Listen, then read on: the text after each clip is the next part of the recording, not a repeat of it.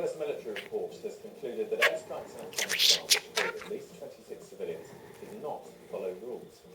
And Scotland Yard is to launch a criminal investigation into the alleged misuse of expenses by a small number of British politicians. So Alan Stanford, the Texan businessman and cricket entrepreneur, has appeared in court charged with a $7 billion fraud. The tycoon says he'll fight the charges and has asserted his innocence. From the hearing in Richmond, Virginia, our correspondent Greg Wood says. Sir Alan Stanford arrived for his court hearing after being arrested by FBI agents.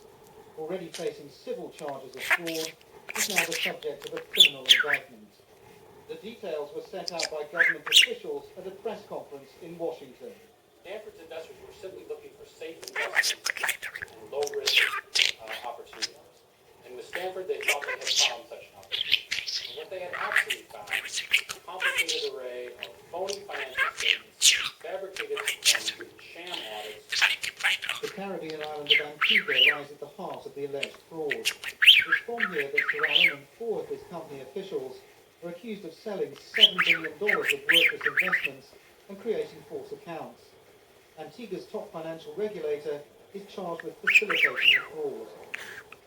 Sir Alan Stanford gained a flamboyant reputation as the backer of international cricket, bankrolling the 2020 World Cup. These days, it's very different. In a rare interview outside a Texas restaurant some weeks ago, he gave a highly emotional personal defense of his actions. I've given everything I've had. I love my employees. I care for everybody that's listening that I have. I'm going to fight this with everything. Sir Alan's mansion in the Virgin Islands has been seized by the US authorities, along with his luxury yacht and fleet of private jets. But only a fraction of the $7 billion has been found. In court, Sir Alan stood as 21 charges of fraud, obstruction and money laundering were read out to him. Together, they carry a total maximum sentence of 375 years in prison. He was not asked to enter a plea. Sir Alan Stanford remains in custody tonight pending an official bail hearing. He's accused of spinning a web of lies and deceit over more than 10 years that ensnared thousands of innocent victims. The government says he's a flight risk and should stay in detention until his trial. Greg Wood, BBC News, at Richmond, Virginia.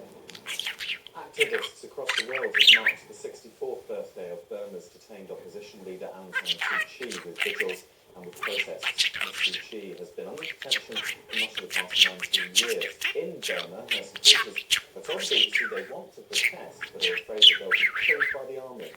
Foreign reporters are forbidden from entering the country, but the BBC's Nick Springate has been there and compiled this report. 2 years ago, soldiers surrounded this monastery in Mandalay to stop monks joining the protests. Today, they are suspicious of strangers and afraid of speaking of the past.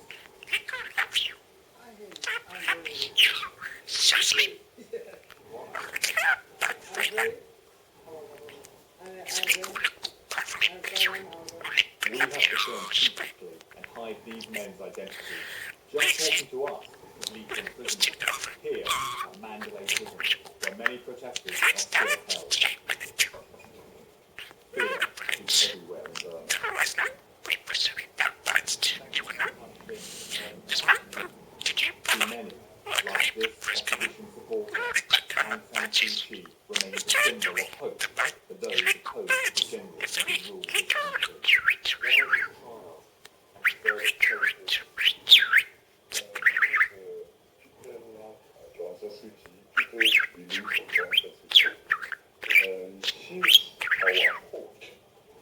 In the capital, Muses read the international news, but there is nothing about the Nobel Peace Prize winner, whose trial started 33 days ago, after an American swam across the lake to her home.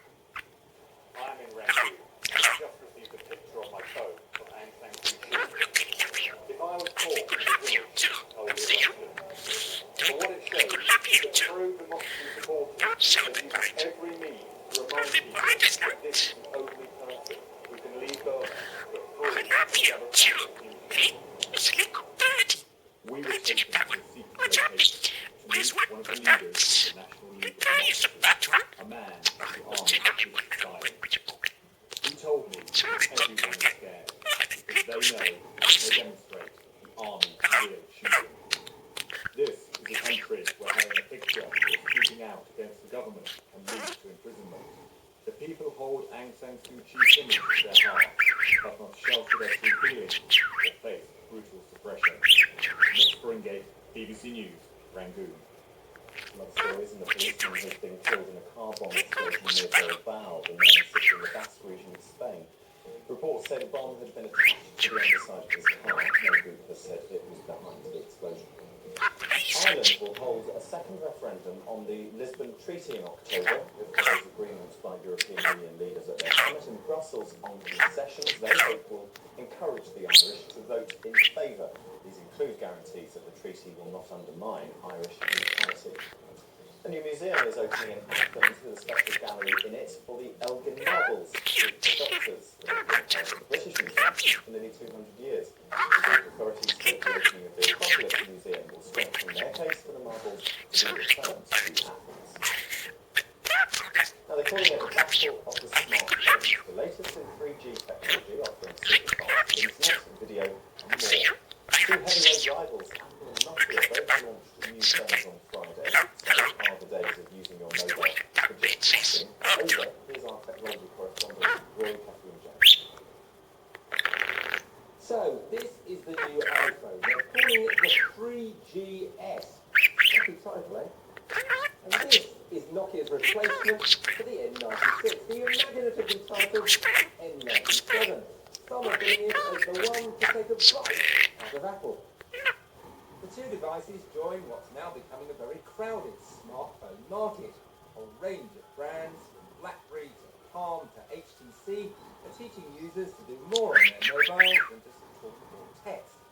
People are on the move more, so they're not going from home to the office, they're travelling a lot more than they used to. So I think that it's natural that people want to update their Twitter or Facebook status or share photos online, but using their mobiles. It's software which has given the iPhone the edge, with thousands of applications allowing users to personalise their phones. In hardware terms, the likes of Nokia have been far more sophisticated. The new iPhone at last has a video camera, and for reasons too complicated to explain, I'm trying it out on the Isle of Wight ferry. Now, Apple is miles behind other smartphone makers in introducing this feature, but where it hopes to succeed is by making it a lot easier to use. So, for instance, you can edit your video and send it to YouTube in a trice. We're all getting used to being online everywhere, but even when they've got smartphones, a lot of people can be dubious about using them. I'd rather have a screen I can look at than try to read something on a BlackBerry or something that's so small that you can't read it. So you've got a very advanced internet-capable phone that actually makes it perfect for what? Well, just as I said, it's cool. But Apple and Nokia are making the phones they launched will change our mobile habits. So true is impressive, but really expensive because of hardware. But these days, it's the software that matters. These are sophisticated with a web features. You're going to have to decide whether you're a Nokia fan or an Apple fan, or you'd rather just give yourself some money. Battle rages. I'm going to have one used in watching BBC News. Thank you very much indeed for being with us. I'll have more later.